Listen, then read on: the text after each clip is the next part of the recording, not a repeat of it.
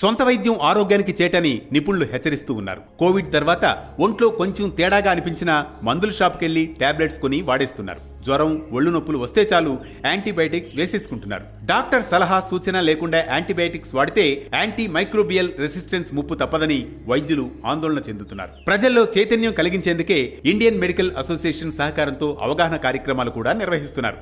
శరీరంలోని హానికారక బ్యాక్టీరియాను చంపడానికి యాంటీబయాటిక్స్ వాడతాం. అవసరం లేకుండా వాటిని వాడడం లేదా డాక్టర్ సూచించిన కోర్సును పూర్తి చేయకుండా మధ్యలోనే ఆపివేయడం కూడా మంచిది కాదు. ఇలా చేస్తే మందుల్ని తట్టుకునే శక్తిని బ్యాక్టీరియా పెంచుకుంటుంది. ఫ్యూచర్లో ఇన్ఫెక్షన్లు సోకినప్పుడు మందులు వాడినా ప్రయోజనం కనిపించదు. ఇన్ఫెక్షన్లను దానంతటా అదే తగ్గించుకునే సామర్థ్యం కూడా శరీరం కోల్పోయే ప్రమాదం ఉంది. యాంటీ మైక్రోబియల్ రెసిస్టెన్స్ ను వరల్డ్ హెల్త్ ఆర్గనైజేషన్ ఇప్పటికే హెల్త్ ఎమర్జెన్సీగా ప్రకటించింది. జలుబు, దగ్గు లాంటి వైరల్ ఇన్ఫెక్షన్లకు యాంటీబయాటిక్స్ పనిచేయవు. కాబట్టి డాక్టర్ సలహా లేకుండా సొంత వైద్యం చేసుకోకూడదు.